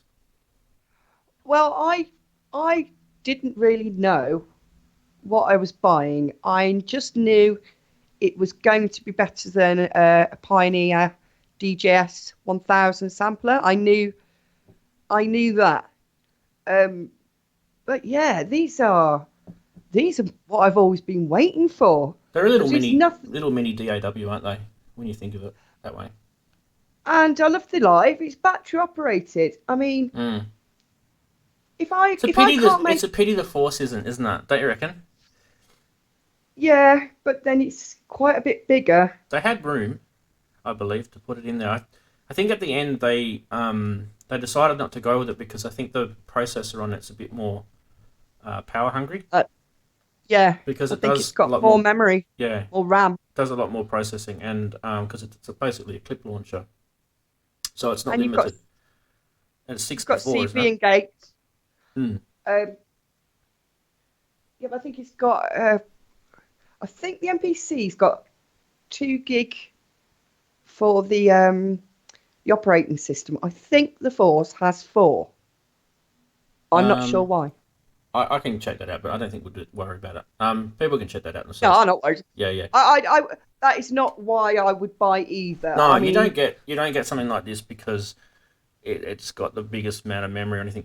The other thing that a lot of people don't realize is these things you can put in both those Force and this, the Live and the X. You can put your own hard drive in. I've got a 1 terabyte SSD in here. And also it's got an SD card slot in the back, so you can use both at the same time. Plus you can also put USB connected drives in it as well. It's got 2 USB ports. You can plug a USB hub and you can have USB drives connected to it. That way it literally works like a computer, and it's actually really good. what I was going to say with Michael, there's two Michaels talking about the MPC at the moment in chat. The flexibility, what Inky and I were saying on this, is huge. So it's really up to you to come up with the solution yourself. And we find as musicians, we're playing live and we're recording in the studio. There's kind of workarounds for everything.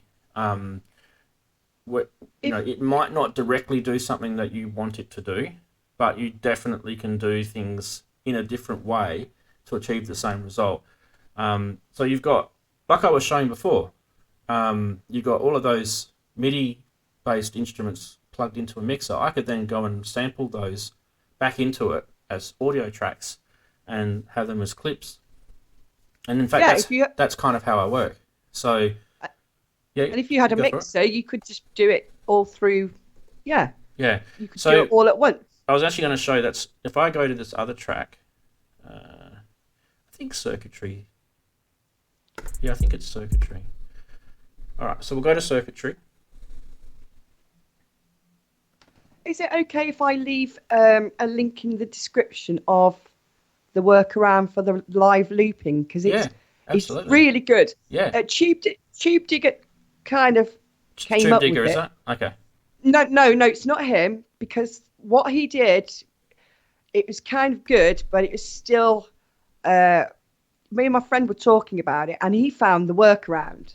Yeah. So Tube Digger kind of gave us the idea, but it was a guy called I Will Create who went, I fixed it. Literally, we were moaning. It was like, oh, so it becomes a proper live looper. So you can, if you want a guitar and a mic, you can do that. The only thing it hasn't got is preamps in the live. So if you want a mic, you're gonna have to get a connector. Yeah, and I mean the easy way around that is most people have mixer, so just plug it through a mixer and then plug it into live. Yeah, job done. Got my sound card, the Behringer UMC 404. Sorry, people were looking at the MPC live when you were pointing. Go do it again. Sorry. I've got a Behringer UMC 404 HD. Yep. It's got Midas preamps. Yep. But the best thing about it is it's a mixer on its own. So it works independently of the computer. Yeah. It can be on the computer, or I can just plug it in and use it like you would a mixer. Yeah. So that's what you get. It's £100. They do one for 2 channels. I think it's about 50. Yeah, I know the one really good. Yeah. All right. So what I wanted to show. But only that one. Getting back. This is really for the guys who were talking about the way around stuff, right? So this was a song that I made at the start of the year, and as I showed before, I recorded everything via MIDI, and then I played all of it back into the MPC. And you'll see here I've used a VPO3 boutique. There's a peak, there's a mini log, there's noise sweeping, there's cymbals and snares and samples, and all sorts of stuff in here. So I can launch it now, and you can hear.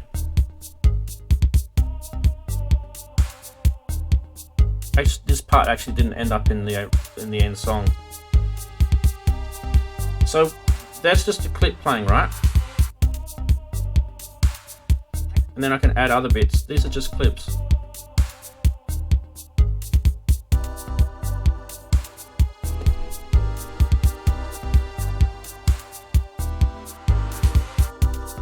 Have you exported sequences and made them? Yeah, I have. So what I was going to show is they're just clips. So they're just like launching samples. You've also got MIDI track mute, which I showed before. You've also got pad mixer, so you can have pads and then you can fade them and all sorts of stuff there. And then you've also got channel mixer, which is very handy. So for example, I might want to go to mute, play that all again, and you can see on there what channels are playing, right? So say I don't want to have that kit playing.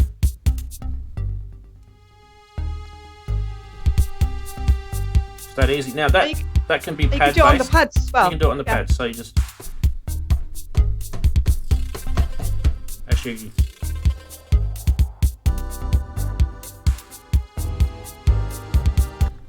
In that case, I couldn't. Where are we? Okay, so then you've got your looper and your sampler. So you can have that running. Now, the problem I find with the MPC is there's only so much tactile and real estate on the screen that you can work with. And as a result, both Inky and I do this. You start to then branch out and you plug extra stuff in. So you can see there's the Novation launch control next to it. And I can then MIDI map all of these faders and buttons and knobs into the MPC, and they can do other stuff. So in the end, I could actually play that whole track live as it sounds pretty much on the final record that I did, and literally just play it by launching clips. And I don't even have to leave that sequence. I could manipulate that sequence, stay in the same sequence, and just play stuff. So I showed before you had the pads.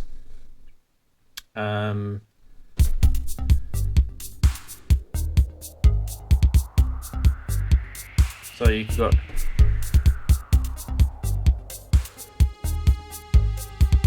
you just add, delete stuff in as you go. So Brilliant. What Michael was talking about, right, is can you do looping and stuff like that? Yes, you can.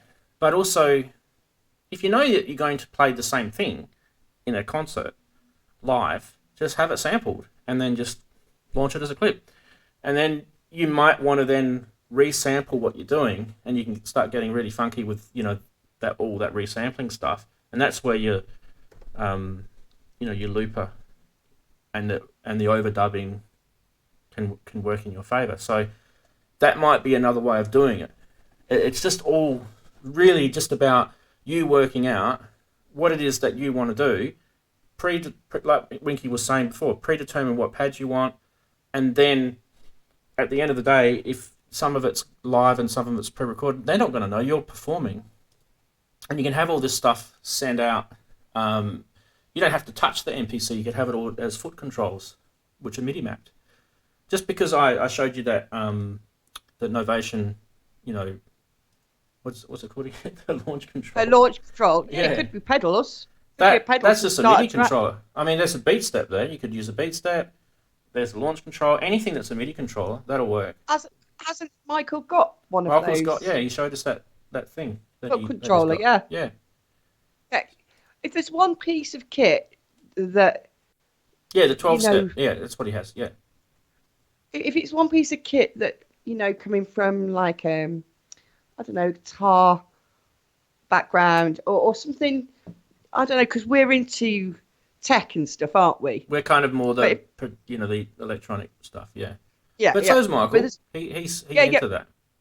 But if there's one piece of kit I would recommend looking at, it's the MPC Live out of everything, isn't it? Look, if you don't use all of the stuff that's in this, doesn't matter. As long as, I mean, obviously the money that you spend on it, they're not that dear anyway when you think about it. Not the Live. No, it's cheap. And what if the you've power got, fails, if the power fails in the middle of the performance, it still works. we joked about this the other day. But what I was going to say is, like, if I had that other track that I had up before, the one I'm working on at the moment, Cosmos, right? And at the moment, everything in that track is run via MIDI tracks. So you can see on my screen, these are all MIDI tracks. See how it says MIDI there and it's got the little red line above it? Nothing's actually been saved as an audio track in this particular project. So everything on this is MIDI.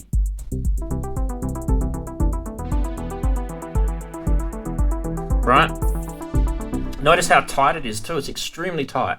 The MIDI on this is very nice. It does float a bit, but if you want to get even tighter, you can use control voltage stuff like Eurorack. But if I wanted to get sort of really overdubby and loopy and samply with this, I could have that mixer then come back into the live, overdub, and then I can use my XY, do beat repeat, pull it out, mute that track, and it can go back to that. But like with me, I like to have real analog. Yeah.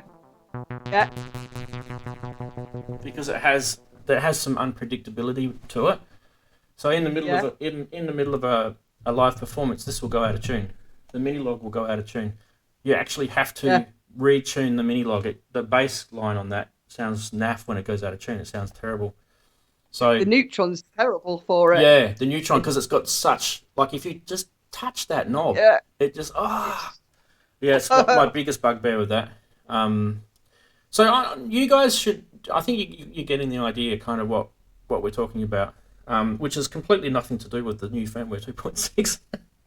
It's more just to do with how to use I just want to give Akai a bit of a pat on the back, right? Because they've actually made a dedicated music computer that works for the end for most musicians, right?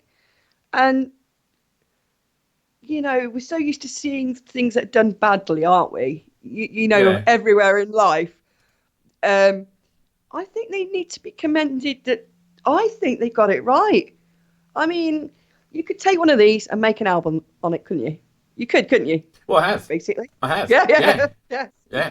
So, And the only thing that I couldn't do, which they've now just given us, is the ability to export it from the MPC back into Ableton. And, you know, so, well, you know, while we've got it, let's launch up live, because I want to show you. So that song that I was just playing, so this one, right? I've pretty much finished it, but it's good to show people things that have, you know, how it kind of worked on the MPC, and then with a gear, actually real gear attached, working right now. If I turned all this off, you wouldn't hear anything. And then once it comes into Ableton, I'm just launching it up now, so just give me a sec. Wait, it's the last project I loaded. All right, so Mac, boom. All right, so if I hit play on this, it should work.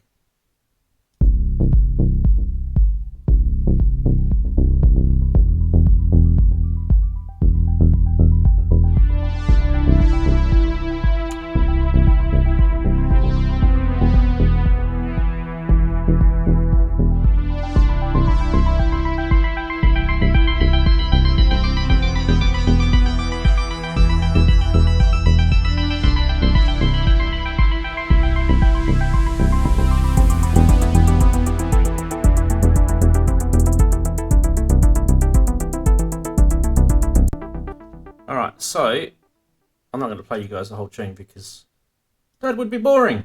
But you guys saw the screen, right? You guys saw that's the same song. And it's just in... And everything that you see there, you can do all of that, pretty much. Actually, all of that. I'm going to say all of that. You can do all of that in an MPC. You don't need to... I didn't need to use Ableton at all. The only exception to it is maybe if you were doing mastering and that sort of level. Do you know what I mean? But I mean, when you're playing live, no one's going to care about that. Your mixer's going to do the mastering in the live setting for you. So, you know, that's where you've got compressors on mixers and EQs and stuff like that. So, and even looking at that reminds me why I actually like it as a computer, because although it's a computer, you're not actually looking at it as a computer, are you? You're not the Geeky. It's a workflow thing, isn't it? You're playing it rather than looking at it, if that makes sense. I find when I'm looking at a screen, my mind's half looking at the screen, and my other mind's trying to get my ideas down, and I find it really difficult. Whereas on the MPC, it's so easy. The workflow's so easy. I mean, live, one of those, you're good to go, aren't you? Yeah. Really. Well, I mean, the other thing too is that track that I was just showing. If I had my Ableton push set up, which I don't have turned on right now, it's redundant. Well, it's not really, but it's in front of me. It's literally right there. I'm touching it right now. I could actually set that up, and I could have these as all clips, and I could launch them as clips. So you go back into the other view in Ableton, right? And you can see there's no clips at all set up in here. See that? Except for a Right, couple of MIDI ones here.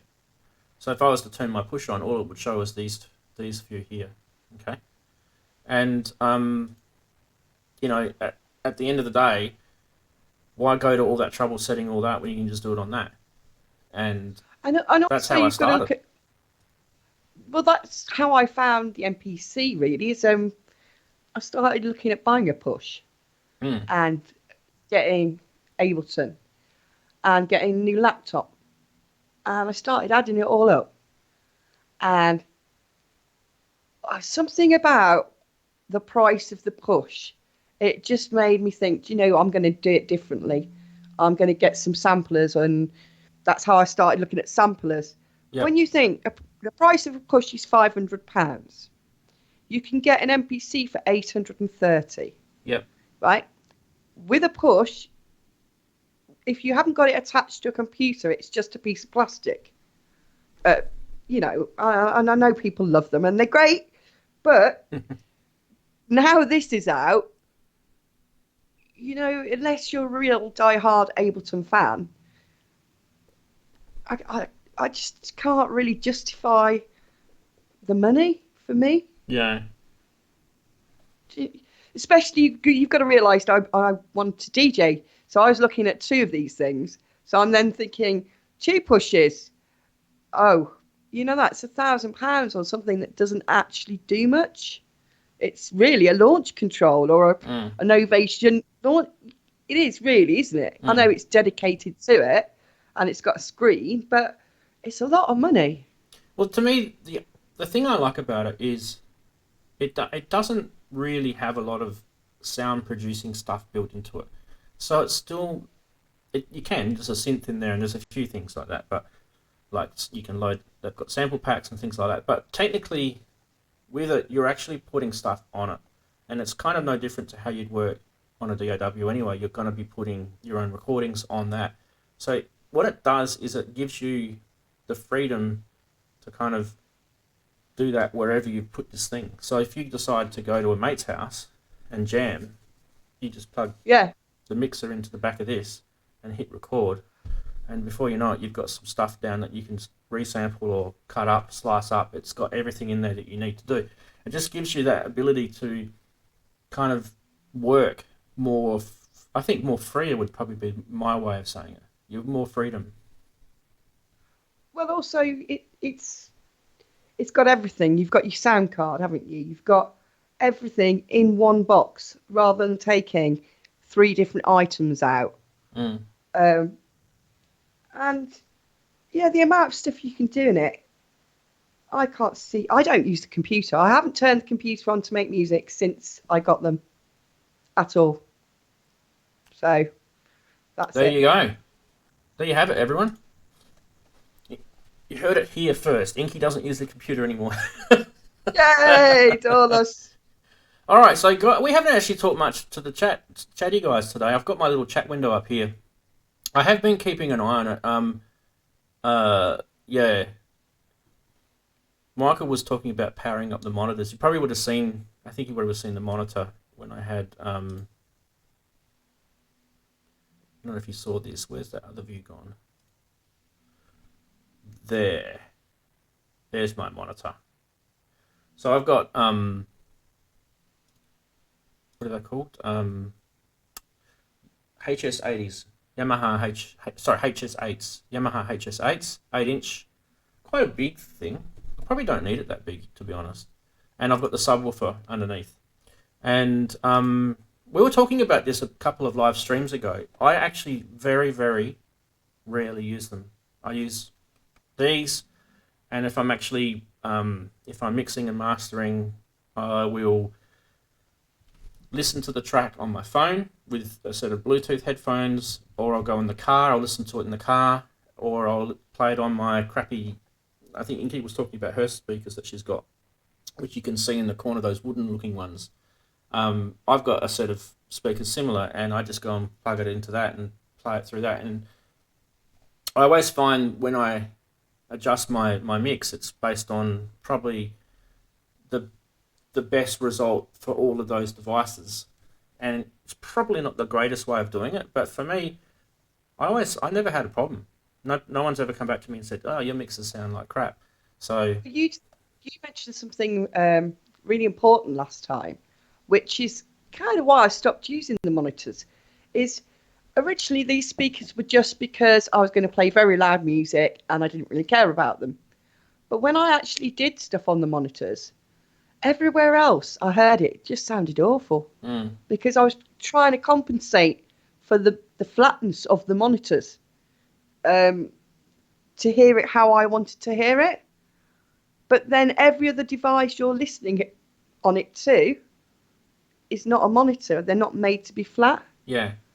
So I was listening on the phone or through headphones. It was just awful. Yeah. It was just way out of balance. I find this weird, but guys in chat, you'll be able to tell me if you come across this yourself.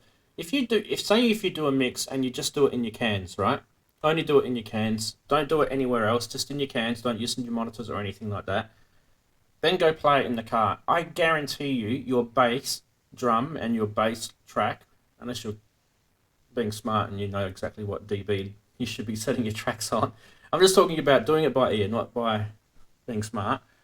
It'll sound way too loud if you just do it in your cans, because headphones, their bass response aren't technically as good as a speaker is, and so you need to pump the bass through a headphone for it to sort of get responsive bass and a kick drum.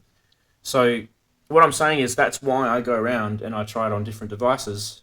Your phone, your headphones, the speakers in the car, the speakers in the hi-fi system. I do that because every time I play it on one of those, something will sound too loud or something will sound too quiet, and I'll go back and readjust the mix, and then I'll export it again and go and try it again. And I've sometimes even just brought the laptop to that, say if it's a home stereo, and plug it directly into an input and play it until I get it right, and then go back and listen to the others. And it's a pain, but, it's worth it, because in the end, you'll end up having a pretty well-rounded mix. That's why I like those, because those Magic, I don't know what they are, cost me £20. They've got the right magic dust. So when I listen to it on everything else, it's okay. Yeah. I'm pretty happy with it on all of the mediums. Yeah. So, yeah, but I had the same problem. I ended up thinking, why am I using monitors? Why on earth am I making music on these flat monitors when eventually I want to go and play it in a really big club with really big bass bins?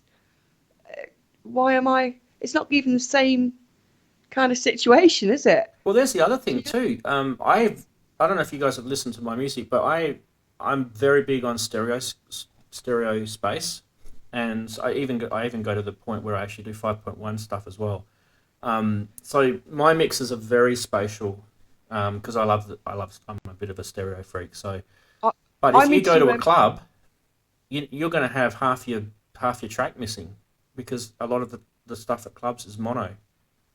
Oh, now you've hit on a thing of mine. I want a club to have quad sound. I do too. I have got four. Okay, I've got 4 monitors, right? They're 4 identical monitors, right? Yeah. And the plan was, I have 2 little mixers and the output on the my Behringer thing for 4 speakers. So I want quad sound, and I don't understand why we don't have quad sound. So I've got 2 little summing mixers that I've got left and right channels. So if you kind of pull one up and one down, you could do a sweep of the room, so the sound would go round. So as you go full on left, it's in those 2 corners, and then it sweeps round to full on right. I'm in that world. With lasers. Too. Yeah, me too. With lasers, that's what we need. Oh, yeah, because we're synth heads. So, what I was saying, I do 5.1. The first artist that I know of that actually went out of his way to produce records that were 5.1 or whatever, 7.3, whatever it is, right? Let's not get technical. that was surround sound, let's say surround sound, was Jean-Michel Jarre. And he did it years ago. He did it in like the early 90s. I think the album, I'm probably going to say the wrong one now, but I think it was Chronology. I think that was the first one he did it on, and it was all state of the art. And he spent lots of money setting up his studio to get it all right, and he had special types of software, special type of mixer and everything to get it. So yeah, I agree. Let's have a massive dance floor, right, where it's just one space, and have that surround sound in there. That'd be amazing. And I don't understand that. I don't really think the artist should be the focus. And if they want to be, that's fine. If you want to be on stage, but why isn't the stage in the middle of the dance floor, so everyone's looking at each other? Yeah. Yeah. Yeah, and the speakers go out towards you. So there you go, Inky. You got a calling. You design a new club. Oh, I have. It's so you, when you go to a club, yeah. If you imagine a circle, and in the middle would be the act, and then you'd have the speakers radiating out. I think there's a place in the US like that. I can remember seeing a video of a band. Was it the US or was it the UK? I think it might have even been someone like Def Leppard that played there. This will get... I mean, people our age, Inky, will probably know this. You know, they will remember back to sort of like the late 80s, early 90s when Def Leppard played. And there was kind of like... They were in the middle. And there's a massive concert. And everyone was actually around them. Like circle. Someone will know in the chat. While we're speaking of chat, though... There's a few funny things mentioned here, I thought. Darren says, if it sounds good on an old iPad too, then you've got it in the ballpark. He's probably right, actually. Michael's talked about using Sonar aux. I don't know how you pronounce it. Sonar aux for headphone mixing. Yeah, I've heard of that before. Axelsoft is saying most of the stuff sounds best on headphones, and he does his final sound test in the car. Yeah, I find we've got a pretty decent sound system in our car, and I think it sounds good. It's got a subwoofer in the car, and if it sounds too boomy on the subwoofer, I'll bring back the EQ and all the bass and stuff. Yeah, it might have been Foo Fighters. You're right, Axel. It might have been the Foos. I do remember it was someone like that. But anyway, yeah. So yeah. That's probably about it, I think. What do you reckon, Inky? I think we're done. How hot is it over your ways? I've heard it's been extremely hot. Oh, yeah, it's been nice. It's been lovely. Probably not lovely if you're working in an office with double glazed windows and do you have sun aircon? Streaming in. Do you guys have aircon? What? Doesn't exist? No, What's we aircon? have radiators. We have radiators. We're lucky if it's not raining. Yeah. So a friend of mine who I went to uni with actually lives in London or somewhere near London. And he's a teacher, and he messaged me the other day when it was 40 something. I think it was 42. And he goes, I thought of you straight away when we used to bitch and moan about the weather in Perth. Because it gets 40 something all the time here in the summer, so it's kind of like we were laughing because we're hearing all of our English friends whinging about how hot it was, and we were just laughing about it, saying. But we like to whinge about the weather. You know, if it's too cold, it's raining again. Oh no, it's too hot. You know, that's the British thing we do as true British people. Yeah. We drink tea, we queue nicely, and we talk about the weather. That's what we do. So one of my friends showed me this meme, and some of the memes that I see don't end up on the stream because they're probably not safe for YouTube police. But this girl, I think she'd been snorkeling, and she was literally snorkeling for like 15-20 minutes, and then she didn't put any sunscreen on, and then she had all these massive, huge back blisters all over her back. It was really nasty, and that was from 15 minutes in the hot sun. And one thing that, if you guys don't know, but in the southern hemisphere, I don't know if there's budding scientists in the channel or someone will correct me if I'm wrong, but I was told that the southern hemisphere is closer to the sun. So, or the ozone is more thinner or something like that, right? It's the sun is more harsher in the southern hemisphere. So when you get sunburnt down here, yes, it's actually pretty nasty. And you get things like skin cancer. And I don't know if I can show that. I've had skin cancer cut out on my arm there. And the other one on my other arm. I'm going to go back. No, I can't show it, it's too hard. You know what? I will show it. This is the life of living in Australia. See that scar there? That's skin cancer. Cut out. I've got good Scottish skin, so you know. Well, that's I do know a few friends who have had like skin cancer, and I think it is to do with your skin type. Yeah, it is. It is. My daughter, she's like a dad. She's a bit like you, quite freckly and burns easy. So she's got factor 50 on. And my grandmother was kind of like, she looked a bit Romany. So I just go brown. I could just go brown, black really fast. So everyone else has got factor 50 on and I'm not worrying. I haven't got, never had a mole, never had a freckle, nothing. So, but we all get what makes us unique. And it's not all good, is it? We've all got bits we'd like to change and doesn't worry me. I mean, like I don't like going out in the sun so much because I know that I burn. So and the stuff that I like is all stuff indoors anyway, geeky computer stuff. So I'm good. I live by the beach and I only go to the beach if I want to walk or right at the end of the summer when it might be warm enough to swim. But I don't like sitting on a beach. Why would I sit on a beach when I could be making music? Can I take my stuff to the beach? Will it get sand in it? I might not go to the beach then. I don't get the lying on the beach for hours on end. I don't get that. Oh. I mean, look, there's a beautiful water. There's view. There's people swimming. From the bar, you can view from the bar though. 5 minutes. I'm there for 5 minutes, and I've got the beach. Yep, that's pretty. People. That chick walked past. She's pretty hot. Got all that in 5 minutes, right? And then I'm done. I'm out. That's the beach for me. I mean, I probably could do that just flying past in a plane or something. No, I'm just kidding. I'm not a big beach person, but yeah. No, it's boring, really. It is. We could be doing this cool stuff. Yeah. All right, everyone. Well, I think we just about hit the 2 hour mark, and we've got nothing else to add for this week. Now, coming up in the next couple of weeks, I think it's not this weekend coming, but the one after is going to be another one where I'm away. So I'll tee up another premiere like I did last time.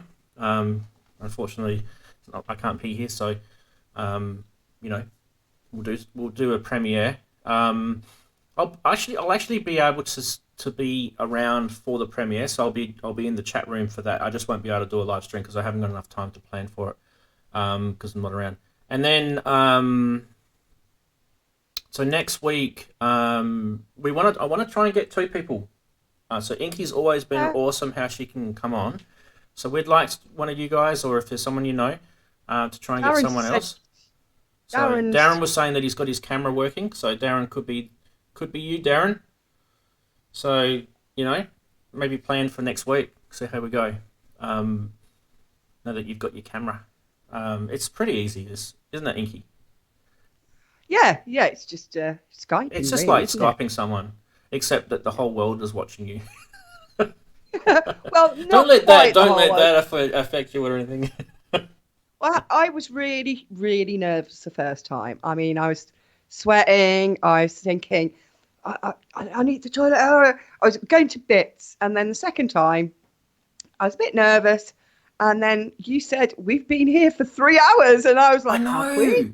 Did you guys notice that? The stream went so quick, but it was 3 hours. I couldn't believe it. I got in trouble, actually. Well, I couldn't. So, yeah. Oh, yeah. But anyway, so next week, and once again, I don't have any topics set. We could do pocket operators. We could do anything you like. So Inky could bring the topic up. Darren, you could bring a topic up. So up to you guys. This week was I knew this week was pretty full on because we had quite a lot to get through. Some weeks it's not as busy. One thing I've noticed this time of the year, it's actually pretty quiet in news. It just happened to be this week was a little bit busier than normal, but normally this time of the year it's pretty quiet. So we don't have a lot of news to talk about, so we can just get straight into whatever it is that you guys want to talk about. And yeah, and on that note, wishing everyone the best Saturday ever. Oh yeah, thank you for having me, and thank you. Goodbye everyone, and thanks to, thanks to all the chatties because they're brilliant. Thanks to all the chatties, absolutely. They're the best reason why we're here. Yeah, we are. Yeah, we're chatties on other people's programs as well, aren't we? We all kind of go around. We all kind of hang out, don't we? Yeah. Geeky circle. Yeah, the geeky circle. All right. Well, on that note, big thumbs up to everyone. We'll see you next weekend if we don't talk on the interweb sooner. Catch you later, guys. Bye. Bye.